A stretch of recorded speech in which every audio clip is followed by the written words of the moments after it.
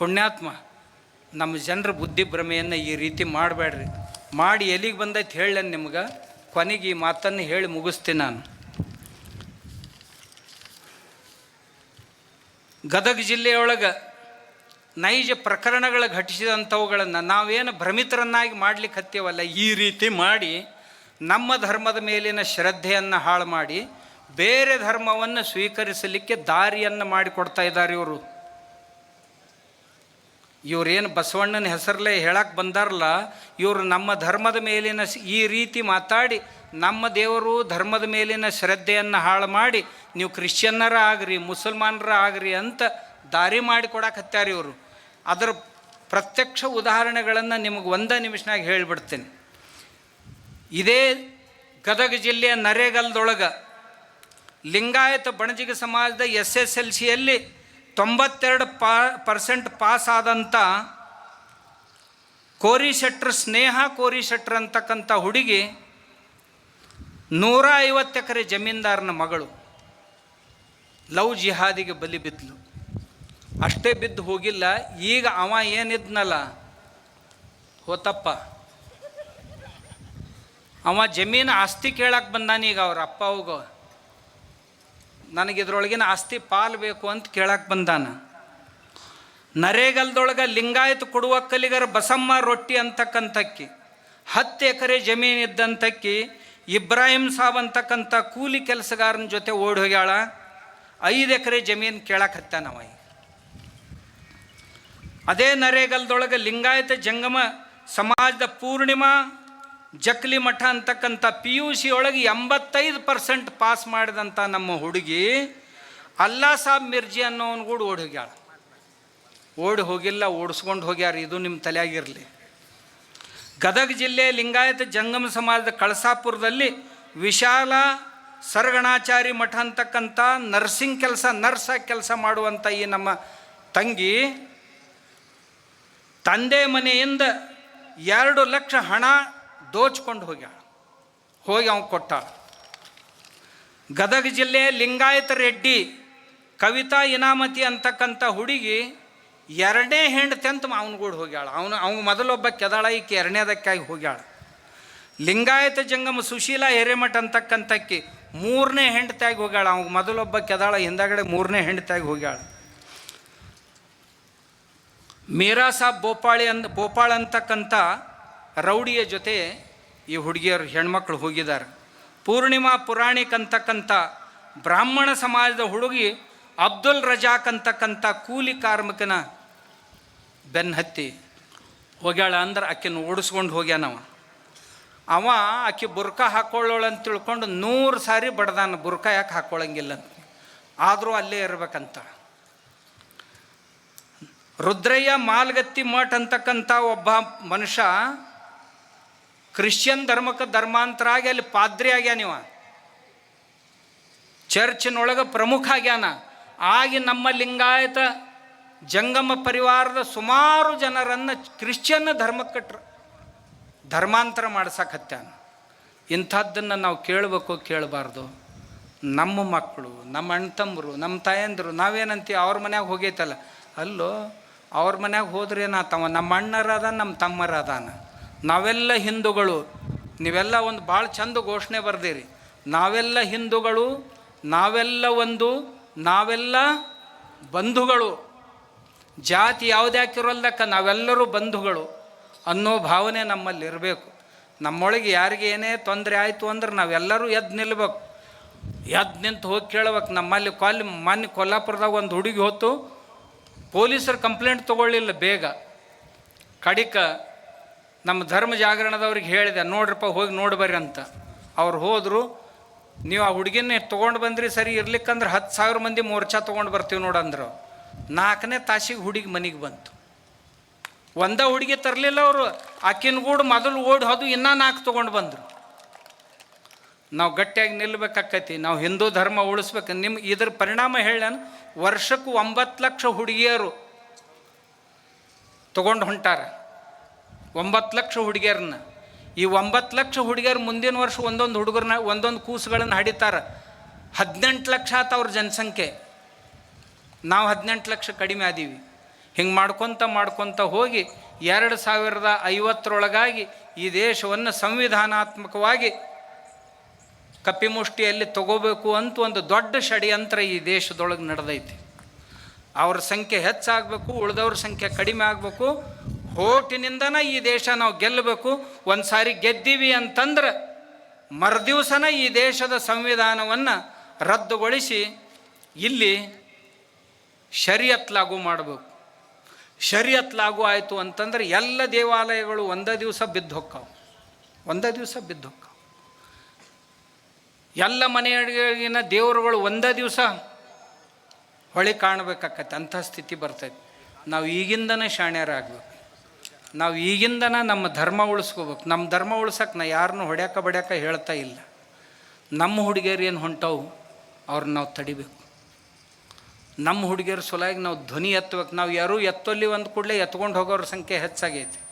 ಮೊನ್ನೆ ನೋಡಿದ್ರಲ್ಲ, TCS Tata consultancy service company ಒಳಗೆ, ಕಾರ್ಪೊರೇಟ್ ಕಂಪ್ನಿ ಒಳಗೆ ಅವರು ಹುಡುಗಿಯರು 8 ಹುಡುಗಿಯರು ನಮ್ಮ ಹುಡುಗಿಯರನ್ನ ಕರ್ಕೊಂಡು ಹೋಟೆಲ್ಗೆ ಹೋಗೋದು, ಪೇಯದೊಳಗೆ ಏನಾರ ಹಾಕಿ ಕುಡಿಸೋದು, ನಶಾದೊಳಗೆ ಅವ್ರ ಮೇಲೆ ಅತ್ಯಾಚಾರ ಮಾಡೋದು, ಮಾಡಿ ಕ್ಲಿಪ್ ಮಾಡ್ಕೊಳ್ಳೋದು, ಹಿಂದಾಗಡೆ ಆ ಕ್ಲಿಪ್ ತೋರಿಸಿ ಬೇರೆ ಹುಡುಗಿಯರನ್ನ ಕರ್ಕೊಂಡು ಬಂದು ಸರಿ ಇರ್ಲಿಕ್ಕಂದ್ರೆ ನೀನು ಕ್ಲಿಪ್ ಬಿಡ್ತೀನಿ ಅನ್ನೋದು. ಸಾವಿರ ಹುಡುಗಿಯರನ್ನು ಈ ರೀತಿಯಾಗಿ ಜಕ್ಕೊಂಡು ಹೋಗುವಂಥ ಪ್ರಯತ್ನ ಮಾಡ್ತಾಯಿದ್ದಾರೆ. ನಾವು ಹಿಂದೂಗಳಾದವ್ರು ಇದನ್ನೆಲ್ಲ ಕಣ್ಣು ಮುಚ್ಚಿ ನೋಡ್ಕೋತ ಕೂಡುದ, ಕಿವಿ ಇಲ್ದವ್ರ ಗತೆ ಕೇಳದಂತೆ ಇರೋದೇನು ನಾವು ಇಲ್ಲ. ನಾವು ನಮ್ಮ ಧರ್ಮ ಉಳಿಸ್ಬೇಕು. ನಮ್ಮ ಬಾಂಧವರ ಸುಖ ದುಃಖಗಳಿಗೆ ನಾವು ಸ್ಪಂದಿಸಬೇಕು. ಇದು ಏನು ಒಂದು ಕಡೆ 2 ಕಲ್ಲ. ಈಗ ಟ್ರಾವೆಲ್ ಜಿಹಾದ್ ಅಂತ ಒಂದು ಹೊಸದು 15 ದಿವಸದ ಹಿಂದೆ ಶುರುವಾಗಿದೆ.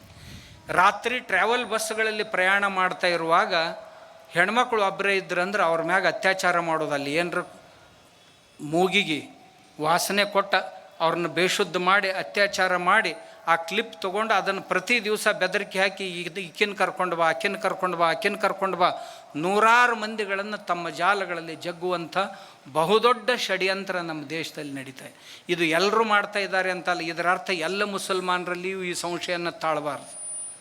ನಮ್ಮ ದೇಶದಾಗ 2 ಮುಸಲ್ಮಾನ್ ಧರ್ಮಗಳದಾವೆ. ಒಂದು ಅಲ್ಲಾಕ ಇಸ್ಲಾಂ, ಏಕ್ ಮುಲ್ಲಾಕ ಇಸ್ಲಾಂ. ಅಲ್ಲಾಕ ಇಸ್ಲಾಂ ಏನೈತಲ್ಲ ಅವ್ರು ಬೇಷದಾರ, ಹಳ್ಳ್ಯಾಗಿನ ನಮ್ಮ ಗೂಡು ನಮ್ಮ ಅಣ್ತಮ್ರಂಗ ಇರ್ತಾರೆ. ಅಲ್ಲಾಕ ಇಸ್ಲಾಂ, ये मुल्ला का इस्लाम जो है ना बहुत खतरनाक है. ಈ ಮುಲ್ಲಾಗಳು ಇಸ್ಲಾಂ ಏನೈತಲ್ಲ, ಇದು ಎಲ್ಲಿ ಯಾಕೆ ಕುರಾನ್ದಾಗೂ ಬರ್ದಿಲ್ಲ. ಇದು ಜಾಳ್ಗಿ ಎಲ್ಲಿ ಬರ್ತಿಲ್ಲ. ಸಣ್ಣ ತಮ್ಮನ ಚೊಣ್ಣ, ದೊಡ್ಡ ಅಣ್ಣನ ಅಂಗಿ ಎಲ್ಲಿ ಕುರಾನ್ದಾಗ ಬರ್ದಿಲ್ಲ. ಇದು ಕೇವಲ ಮುಲ್ಲಾಕ ಇಸ್ಲಾಂ. ಇವರ ಈಗ ಇಡೀ ಜಗತ್ತನ್ನು ತಮ್ಮ ಆಡಳಿತಕ್ಕೆ ತಗೋಬೇಕನ್ನೋರು. 60,000 ಮಕ್ಕಳು ಉತ್ತರ ಭಾರತದ 3 ರಾಜ್ಯಗಳಿಂದ ಸಣ್ಣ 3 ವರ್ಷದ 4 ವರ್ಷದ ಮಕ್ಕಳು ಕಾಣೆಯಾಗ್ಯಾರ. ಎಲ್ಲಿ ಹೋಗ್ಯಾರ? ಸಿಖ್ರು ಎಲ್ಲಿ? ಅವರು ಕೇರಳದ ಮಸೀದಿಗಳಲ್ಲಿ ಸಿಖ್ರು. ಪಶ್ಚಿಮ ಬಂಗಾಳದಿಂದ ಸರ್ಕಾರ ಬದಲಿ ಆದ ತಕ್ಷಣ ಬಸ್ ಹತ್ತಾಕ ಶುರು ಮಾಡೈತೆ ಮಂದಿ. ಎಲ್ಲಿ ಹೊಂಟ್ರಿ ಇವ್ರು? ಕೋಟಿಗಟ್ಟಲೆ ಮಂದಿ ಇಲ್ಲೇ ಹುಬ್ಬಳ್ಳಿ ಸ್ಟೇಷನ್ದಾಗ ಹಿಡಿದ್ರು. ಕೇರಳ ಮತ್ತು ಕರ್ನಾಟಕದೊಳಗೆ ಇವ್ರು ಬಂದು ಇಲ್ಲಿ ಬಸ್ತಾನ್ ಕೂಡಿಸ್ಕೊಳ್ಳೋ ಲೆಕ್ಕದಾಗ ಅದಾರ. ನೀವು ನೋಡಿದವರೆಲ್ಲ ಕಣ್ಣು ಮುಚ್ಕೊಂಡ ತಿರುಗಾಡ್ತೀವಿ. ಹಂಗಾದ್ರೆ ನಡೀದಿಲ್ಲ. ನಮಗೆ ಸಿಗುವಂಥ ಸರ್ಕಾರಿ ಸೌಲಭ್ಯಗಳೇನದಾವಲ್ಲ, ಇವರು ಎಲ್ಲ ಆಧಾರ್ ಕಾರ್ಡ್ ರೆಡಿನೇ ಅದಾವೆ. ನೀವು ಇಲೆಕ್ಷನ್ಗೆ ವೋಟ್ ಹಾಕಿಸೋದು ಬಿಟ್ಟರೆ ಬಿಡೋಲ್ರಕ್ಕ. SIRದಾಗ ಭಾಳ ಆದ್ರೆ ಏನು ಮಾಡಿದ್ರೆ ನಮ್ಗೆ ರದ್ದು ಮಾಡ್ತೀರಪ್ಪ, ಅದಕ್ಕೆ ನಾವು ಓಟಿಗೆ ಬರೋದಿಲ್ಲ. ಆದ್ರೆ ರೇಷನ್ ಕಾರ್ಡ್ ನಮಗೆ ಐತಿ, ನಮಗೆ ಮನೆ ಸಿಗ್ತಾವೆ ಪುಕ್ಕಟ್ಟೆ, ಆರೋಗ್ಯದ ಉಪಚಾರ ಸಿಗ್ತೈತಿ, ಶಿಕ್ಷಣ ಸಿಗ್ತೈತಿ, ಲಗ್ನದ ರೊಕ್ಕ ಸಿಗ್ತಾವು, ಮತ್ತು ಯಾವ್ಯಾವ ಸರ್ಕಾರಿ ಯೋಜನೆ ಎಲ್ಲ ಸಿಗ್ತಾವೆ. ಅಂದ್ರೆ ಈಗಿದ್ದಂಥ ಕರ್ನಾಟಕದ ಜನರು ಏನು ಇಲ್ಲಿಯ ಸರ್ಕಾರಿ ಭಾಗ್ಯಗಳನ್ನು ಉಣ್ತಾರಲ್ಲ, ಅದರೊಳಗಿನ ಅವರು ಬರೋರು. ಅವ್ರೇನು ಸಣ್ಣ ಸಂಖ್ಯೆ ಇಲ್ಲ, ಕೋಟಿಗಟ್ಟಲೆ ಅದಾರ. ನಾವು ಈ ಹಿಂದೂ ಜಾಗೃತಿಯನ್ನು ಯಾಕೆ ಕೈಗೊಂಡೀವಿ ಅಂದ್ರೆ ಇದರ ಸಲುವಾಗಿ. ನಾವು ಬಸವಾದಿ ಶರಣರು ನಮ್ಮನ್ನು ಯಾರ್ಯಾರು ಒಳ್ಳೆಯವ್ರು ಅದಾರ ಅವರೆಲ್ಲರನ್ನೂ ಕರ್ಕೊಳ್ಳೋನು. ಆದ್ರೆ ನಮ್ಮ ಕುತ್ತಿಗೆ ಮ್ಯಾಗ ಕಾಲು ಕೊಡಬೇಕು ಅನ್ನೋರಿದ್ದರು ಅಂದ್ರೆ ನಾವು ಎಚ್ಚರಾಗೋನು ಅಂತ ಹೇಳಾಕ ಈ ಬಸವಾದಿ ಪ್ರಮಥರ ಈ ಸಭೆಯನ್ನು ಹಮ್ಮಿಕೊಂಡಿದ್ದೀವಿ. ಈ ಸಭೆಯನ್ನು ಮಾಡೋದರ ಸಲುವಾಗಿ ನಮ್ಮ ರಾಜು ಮೊದಲ ಒಂದು 4 ಮಂದಿ ಗೆಳೆಯರು ಬಂದರು. ನಾವು ಮಾಡ್ತೀವ್ರಿ ಗದಿಗೆ ಅಂದರು. ಮಾಡ್ರಪ್ಪ ಎಲ್ಲ ಹಿರಿಯರನ್ನ ಕರ್ಕೋರಿ ಅಂತಂದೀವಿ. ನಮ್ಮ ಆಗಳೇ ವಸಂತಗೌಡ ಹೇಳ್ದಂಗೆ ಮಾಡೋದಾಗಿತ್ತು ಅಂದ್ರೆ ಎಲ್ಲ ಜಾತಿಯವ್ರನ್ನ ಕಲ್ಕೊಂಡು ಮಾಡೋನು ಅಂತ. ಅಲ್ಲಿಂದ ಶಿವಯ್ಯ ಅದರೊಳಗೆ ಆಮ್ಯಾಗ ಉಳ್ದವ್ರೆಲ್ಲ ದೊಡ್ಡ ಇಡೀ ಮಾರ್ಕೆಟಿನ ಮೇಳನ ನಾವು ಒಬ್ಬರದು ಇಬ್ಬರದು ಇಲ್ಲಿ ಕುಂತಾರಪ್ಪ. ಅವ್ರು ಯಾರ್ದಾರ ಹೆಸರು ಹೇಳೋದ್ರಾಗ ಉಳಿತಂದು ನನ್ನ ಕುತ್ತಿಗೆ ಇಚ್ಚಿಗ್ಯಾರ ಹಿಂದಾಗಡೆ. ಏನು ಸ್ವಾಮಿ ನಾವು ಇಷ್ಟು ಕಷ್ಟಪಟ್ಟು ಮಾಡಿದೀವಿ, ನಮ್ಮ ಹೆಸರು ತಗೊಳ್ಳಿಲ್ಲಪ್ಪ. ಇಲ್ಲ, ಅವರೆಲ್ಲ ತಿಳುವಳಿಕೆ ಉಳ್ಳಂಥ ದೊಡ್ಡವರು. 15-20 ದಿವಸ ಹಗಲಂದಿಲ್ಲ ರಾತ್ರಿ ಅಂದಿಲ್ಲ, ರಾತ್ರಿ 1-2 ಗಂಟೆ ತನಕ ಶ್ರಮ ಪಟ್ಟಾರ. ಅವುಗಳದಾರ ಕೆಲವು ಮಂದಿ ಅಮ್ಮಗಳು, ಅವರು ಸಹಿತ ಪ್ರತಿಯೊಂದು ವಾರ್ಡ್ಗಳು, ಊರುಗಳು, ಮನೆಗೆ ಹೋಗಿ ತಮ್ಮ ಮನೆಯಿಂದ ಏನು ದೊಡ್ಡ ಕಾರ್ಯಕ್ರಮ ಐತೆ ಅನ್ನಂಗೆ ಎಲ್ಲರ ಮನೆಗೂ ಆಮಂತ್ರಣ ಕೊಟ್ಟಾರ. ಅವಾಗ ನೋಡ್ರಲ್ಲ ಇದು ಇಷ್ಟೆಲ್ಲ ತುಂಬಿದ್ದೇನೆ, ಹಂಗೆ ತುಂಬತೈತೆ. ಹಳ್ಳಿಗೊಳಗೆ ಅಕ್ಕಪಕ್ಕದ ಹಳ್ಳಿಗೊಳಗೆ ನಮ್ಮ ಗೌಡ ಸಿ ಪಾಟೀಲ್ರು ಅವ್ರ ಹತ್ರ ಆದ್ರೆ ಗೌಡ್ರು ಏನು ಮಾಡೋರು, ನೀವು ಏನು ಹೇಳ್ತೀರ ಅದನ್ನ ನನ್ನ ಕೊಳ್ಳಿಗೆ ಹಾಕಿರಿ, ಅದನ್ನು ಮಾಡ್ತೀವಿ, ನಿಮ್ಗೇನು ಆಗೋದಿಲ್ಲ ಅಂತೀರ ಅದನ್ನು ಮಾಡ್ತೀವಿ ಅಂತ. ಹಂಗೆ ಎಲ್ಲ ಇಲ್ಲಿ ಹಿರಿಯರು MLC ಅವ್ರು ಅದಾರ, ಹಿರಿಯರು ಅದಾರ, ಅವ್ರಿಗೆಲ್ಲ ಹೇಳ್ಯಾರ. ಅವರು ಎಲ್ಲೋ ಅದಾವ ಸ್ವಾಮಿ, ಇಲ್ಲೇ ಅದಾನ. ಅವನ ಪ್ರಕೃತಿ ನೆಟ್ಟಗಿಲ್ಲ, ನಮ್ಮ ಮದ್ರಿಮಠ ಅವ್ರದ್ದು ಪ್ರಕೃತಿ ನೆಟ್ಟಗಿಲ್ಲ. ಅವ ಅಂತಾನ, ನನಗೆ ಹೆವಿ ಡಯಾಬಿಟಿಸ್ ರೀ ಅಪ್ಪವ್ರ, ನನ್ನ ಕಣ್ಣು ಸರಿಯಾಗಿ ಕೆಲಸ ಮಾಡೋದಿಲ್ರಿ. ಆದರೂ ಇವರೆಲ್ಲರೂ ಕೂಡಿ ನನ್ನ ಈ ಇದ್ರಿಗೆ ತೋಪಿನ ಎದುರಿಗೆ ನಿಂದರ್ಸ್ಯಾರ್ರಿ ಮಂದಿ ಮುಂದೆ. ನನಗೆ ಈಗ ಹಿಂದಕ್ಕೆ ಸರಿದ್ರೂ ಆಗೋದಿಲ್ಲ, ಮುಂದಕ್ಕೆ ಹೋದ್ರೂ ಆಗೋದಿಲ್ಲ, ನನ್ನ ಸ್ಯಾಂಡ್ವಿಚ್ ಮಾಡಿಟ್ಟಾರ್ರಿ ಅಂತ ಅವ ಖಾಸಗಿ ಒಳಗೆ ಹೇಳ್ತಾನೆ. ಅದನ್ನ ಈಗ ಪಬ್ಲಿಕ್ನಾಗ ಹೇಳಕತ್ತೇನೆ. ನಂದು ಏನಾಗೈತೆ ರೀ, ಈ ಕಡೆ ಮೃದಂಗದಂಗೆ ಆಗೈತೆ ರೀ ನನಗೆ. ಈ ಕಡೆನೂ ಬಡಿತಾರ, ಈ ಕಡೆನೂ ಬಡಿತಾರ. ನಾ ಯಾರದ್ರಾಗಾರ ಸಿಕ್ಕೊಂಡು ಏನಾಗಬೇಕು. ಆದ್ರೆ ಆ ಮನುಷ್ಯ ಆದರ್ಶ ಇಲ್ಲಿ ದೊಡ್ಡ ಯಜ್ಞ ಮಾಡುವಂಥ ಸಹಸ್ರ ಚಂಡಿ ಯಾಗ ಮಾಡುವಂಥವ್ರ ಜೊತೆಗೂ ಸಹಿತ ನಿಂತಿದ್ದ. ಯಾವುದೇ ಈ ಮೇಳ ಏನೈತಲ್ಲ ನಮ್ದು, ಈ ಬಾಳಿಕಾಯಿ ಮಠವ್ರು ಎಷ್ಟೊತ್ತನ ಇಲ್ಲಿದ್ರಲ್ಲ, ಎಲ್ಲರೂ ನೀವೆಲ್ಲ ಮುಂದೆ ಕುಂತವ್ರು ಒಬ್ಬರೇ ಅಲ್ಲಪ್ಪ, ಎಲ್ಲ ಸಮಾಜದವರು. ಮತ್ತು ನಮ್ಮ ಬಲ ಏನು ಬಸವಾದಿ ಶರಣರದಂತಂದ್ರೆ ವಿಶೇಷ ಏನು ಅಂದ್ರೆ ನಾವು ಹೇಳೋರಲ್ಲ, ಎಲ್ಲರೂ ಕೂಡಿ ಮಾಡೋರು. ಎಲ್ಲ ಸಮಾಜದವ್ರನ್ನ ಜೊತೆಗೆ ತೊಗೋಬೇಕು, ಎಲ್ಲ ಸಮಾಜದವ್ರ ಮನೆಗೆ ಹೋಗ್ಬೇಕು, ಎಲ್ಲ ಸಮಾಜದವ್ರ ಮನೆಯೊಳಗೆ ಹೋಗಿ ಪ್ರಸಾದ ಮಾಡ್ಬೇಕು, ಎಲ್ಲ ಸಮಾಜದವ್ರನ್ನ ಕರ್ಕೊಂಡು ಹೊಳಿ ಜಿಗಿದಾದರೂ ಸಹಿತ ಎಲ್ಲರನ್ನ ತೊಗೊಂಡೇ ಜಿಗಿದು. ಗುಡ್ಡ ಏರೋದಾತಂದ್ರೆ ತೊಗೊಂಡೇ ಏರೋದು, ಒಬ್ಬರೇ ಏರಂಗಿಲ್ಲ. ನಾ ಅಟ್ಟ ಏರವ ನೀವು ಅಲ್ಲೇ ನಿಂದ್ರಿ, ಹಿಂಗಿಲ್ಲ. ಇದು ಬಸವಾದಿ ಶರಣರ ಸಮಾವೇಶನ ಇರೋದು ಹಿಂಗಂತ ಅವರು ಅದಕ್ಕೆ ದಾರಿ ಹಾಕಿ ಕೊಟ್ಟಾರೆ. ಎಲ್ಲರೂ ಕೂಡಿ ನೀವೆಲ್ಲರೂ ಯಾರ್ಯಾರು ಏನೇನೋ ಜವಾಬ್ದಾರಿ ಹೊತ್ಕೊಂಡು ಯುವಕರು ಭಾಳ ಮಂದಿ ಭಾಳ ಕಷ್ಟಪಟ್ಟು ಹಳ್ಳಿ ತಿರುಗಾಡಿರಿ. ಹಳ್ಳಿ ಮಂದಿ ಸಹಿತ ಏನು ಹುಚ್ಚ ತಪ್ಪಿ ಬಂದೈತ್ರಿ ಮಂದಿ. ತಮ್ಮ ಗಾಡಿ, ತಮ್ಮ ಎಣ್ಣೆ ಹಾಕ್ಕೊಂಡು ತಮ್ಮ ಟ್ಯಾಕ್ಟ್ರುಗಳು ತೊಗೊಂಡು ಒಂದೊಂದು ಹಳ್ಳಿಯಿಂದ 10, 12, 8, 9 ಟ್ಯಾಕ್ಟ್ರುಗಳು ಮಾಡ್ಕೊಂಡು ಬಂದಿರಿ, ಜೀಪುಗಳು ಮಾಡ್ಕೊಂಡು ಬಂದಿರಿ, ಸೈಕಲ್ ಮೋಟ್ರ್ ರ್ಯಾಲಿ ತೊಗೊಂಡು ಬಂದಿರಿ, ಎಲ್ಲ ಮಾಡ್ಕೊಂಡು ಬಂದಿರಿ. ನಮ್ಮ ಅವ್ವಗಳೆಲ್ಲ ತಲೆ ಮ್ಯಾಗ ಕಲಶ ಹೊತ್ಕೊಂಡು ಮನ್ಯಾಗ ನೀರು ತೊಗೊಂಡು ಬಾ ಅಂದ್ರೆ ತರಂಗಿಲ್ಲ. ಖರೆ 2 ಕಿಲೋಮೀಟ್ರ್ ನಮ್ಮ ಅವುಗಳೆಲ್ಲ ತಲೆ ಮ್ಯಾಗ ಕೊಡ ಹೊತ್ಕೊಂಡು ಬಂದ್ರಿ. ನನಗೆ ಭಾಳಿದು ಅನಿಸ್ತದ. ಇವ್ರ ಮನ್ಯಾಗ ಆ ನಳದ ಮ್ಯಾಗಿನ ಕೊಡ ಒಳಗೋಯ್ ಅಂದರೆ ತೊಗೊಂಡು ಬರುವತ್ತಾರ ಮನ್ಯಾಗ. ಆದ್ರೆ ಅವ್ವಗಳು ಇಲ್ಲಿ ಈ ಧರ್ಮದ ಕೆಲಸಕ್ಕೆ, ಯಾಕಂದ್ರೆ ಈ ಅವ್ವಗಳಿಗೆ ಹಗರಾಗೋ ಕೆಲಸನ ಈ ಧರ್ಮದ ಕೆಲಸ. ಅವ್ರ ಅಡುಗೆ ಮನೆ ಸುಖವಾಗಿರ್ಬೇಕಾಗಿತ್ತು, ಮನೆ ಚೆಂದಾಗಿರ್ಬೇಕಾಗಿತ್ತು ಅಂತಂದ್ರೆ ಧರ್ಮ ಇರಬೇಕಾಕೈತಿ. ಧರ್ಮ ಉಳಿದ್ರನ ಮನೆ ಸುಖವಾಗಿರೋದು, ಅವ್ವನ ಬಾಳೆ ಸುಖವಾಗಿರೋದು. ಅದಕ್ಕೆ ಈ ಅವುಗಳು ಭಾಳ ಕೆಲಸ ಮಾಡಿದ್ರು. ಇಲ್ಲಿ ಭಾಳ ಮಂದಿ ಅವುಗಳು ಭಾಳ ಕೆಲಸ ಮಾಡಿದರು. ಹಿರಿಯರು ಕೆಲಸ ಮಾಡ್ಯಾರ, ಯುವಕರು ಕೆಲಸ ಮಾಡ್ಯಾರ. ಆ ಜಾತಿ ಈ ಜಾತಿ ಅಂದಿಲ್ಲ, ಆ ಪಕ್ಷ ಈ ಪಕ್ಷ ಅಂದಿಲ್ಲ. ಕೆಲವೊಂದು ಪಕ್ಷದವ್ರಿಗೆ ಸ್ವಲ್ಪ ತೊಂದರೆ ಬರ್ತಾವೆ, ಅವರೆಲ್ಲ ನಮ್ಮ ಗೂಡು ಅದಾರ ಇಲ್ಲಂತಿಲ್ಲ. ಯಾಕಂದ್ರೆ ಇಲ್ಲಿ ಬೇರೆ ಸಂಘಟನೆ ಅದಾವ್ರಿ, ಅವ್ರ ಗೂಡು ಫೋಟೋ ತೊಗೊಂಡ್ರಂದ್ರೆ ನಮ್ಮದು ಭಾಳ ತೊಂದರೆ ಆಕೈತಿ ಮುಂದೆ ಅಂತ. ನನಗೆ ಅಲ್ಲೊಬ್ರು ಹೇಳಿದ್ರಿ ಶಾಪುರದಾಗ, ಆ ಮಂದಿ ಗೂಡು ಕೂಡಿದೆವು ಅಂದ್ರೆ ಮುಂದಿನ ಸಾರಿ ಟಿಕೆಟ್ ಸಿಗೋದು ಕಷ್ಟ ಆಕೈತ್ರಿ. ಅದಕ್ಕೆ ನಾವೆಲ್ಲ ನಿಮ್ಮ ಗೂಡು ಅದೀವಿ, ಏನು ರೊಕ್ಕ ಬೇಕಂದ್ರೆ ತೊಗೊಳ್ರಿ, ಗಾಡಿ ಬೇಕಾಗಿದ್ರೆ ತೊಗೋರಿ, ನಮ್ಮ ಮನೆ ಹೆಣ್ಮಕ್ಳು ಬರ್ತಾರೆ, ನೀವು ಮಕ್ಕಳು ಬರ್ತಾವೆ ತೊಗೋರಿ, ನಾವು ಅಟ್ಟ ದಂಡಿ ಕೂತ್ ನೋಡ್ತೀವಿ, ನೀವು ಏನು ಚಿಂತೆ ಮಾಡಬೇಡಂತ. ಅಲ್ಲಿ ಶಾಪುರದಾಗ ಆ 8 ದಿವಸ ಮುಂಚೆ ಏನು ಕಾರ್ಯಕ್ರಮ ಮಾಡಿದ್ರಲ್ಲ ಈ ತಾಲಿಬಾನಿ ಗ್ಯಾಂಗ್, ಆ ಹಿಂದೊಂದು ದೊಡ್ಡ ಹೋಟೆಲ್ ಇತ್ತು, ಹೋಟೆಲ್ ಮ್ಯಾಗ ಕೂತ್ಕೊಂಡು ಕಾರ್ಯಕ್ರಮ ನೋಡಕತ್ತಿದ್ರು. ಅವ್ನು ಹೋಟೆಲ್ದಾಗ ಒಂದೇ ಇಲ್ಲೇ ಕೊಡ್ತಾರೆ, ಅಲ್ಲಿ ಹೋಗ್ರಲ್ಲ, ಅವ್ರೇನು ನಿಮ್ಗೇನು ಬ್ಯಾಡ ಅಂದಾರ ಅಲ್ಲೇ ಕೊಡುತ್ತ. ಅವು ನಾವು ಸುಮ್ಮನೆ ಮಾಡಿ ಕೆಟ್ಟಿವ್ರಿ, ಇದ್ರೊಳಗೆ ತೊಬೋ ಅನ್ನಂಗೆ ಆತು ನಮ್ಗೆ. ನಾವು ಮಾಡಿರ್ಲಿಕ್ಕಂದ್ರೆ ಭಾಳ ಚಲೋ ಆಕಿತ್ತು. ನಾ ಅಂದೆ ನೀವು ಅದನ್ನು ಮಾಡಿದ್ರಿ ಅಂತನ ನಮ್ದು ಇಟ್ಟು ಚಲೋ ಆಗ್ತಿದ್ದು. ಇಲ್ಲಿನೂ ಸಹಿತ ಕಳೆದ 8-10 ದಿವಸ ಅವ್ರು ಹಂಗೆ ಮಾಡಿರಲಿಲ್ಲ ಅಂದ್ರೆ ಇವ್ರು ಯಾರೂ ಎದ್ದು ನಿಲ್ಲಿರ್ತಿದ್ಲಿ. ಯಾಕಂತಂದ್ರೆ ಇದು ಒಂಜಾರ ಸಡ್ಲು ಮಂದಿ ಮೊದ್ಲೇಕ ಅವ್ರು ಇವ್ರೊಳಗೆ ಇದನ್ನು ಶಕ್ತಿ ತುಂಬಿದರು. ನಾವು ನೋಡಿ ಹೆಂಗೆ ಮಾಡ್ತೀವಿ ಅಂದರು, ಹೆಂಗೆ ಮಾಡ್ತೀವಿ ನಾವು ನಿಮ್ಗಿಂತ ಬೇಷ್ ಮಾಡ್ತೀವಿ ಅಂದ್ರೆ ಇರಲಿಲ್ಲ ಅಂದ್ರೆ ಇವರು ಏನು ಮಾಡ್ತಿದ್ರಿ ಯಾರಿಗೂ ಗೊತ್ತು ಮಾರಾಯ. ಆದ್ರೆ ಗದಗಿನಂಥ ಶಹರದೊಳಗೆ ಅದ್ಧೂರಿಯಾದಂಥ ಈ ಕಾರ್ಯಕ್ರಮವನ್ನು ಮಾಡಿದರು. ಅದಕ್ಕಾಗಿ ನಾ ಈ ಗದಗಿನ ಮತ್ತು ಸುತ್ತಮುತ್ತಲಿನ ಮತ್ತು ಎಲ್ಲ ಈ ನಮ್ಮ ಹಿರಿಯರು ಶಿಶಿ ಪಾಟೀಲ್ರನ್ನ ಹಿಡ್ಕೊಂಡು ಎಲ್ರಿಗೂ ನಾನು ಅವರಿಗೆ ತುಂಬ ಹೃದಯದ ಅಭಿನಂದನೆಗಳನ್ನು ಸಲ್ಲಿಸ್ತೀನಿ.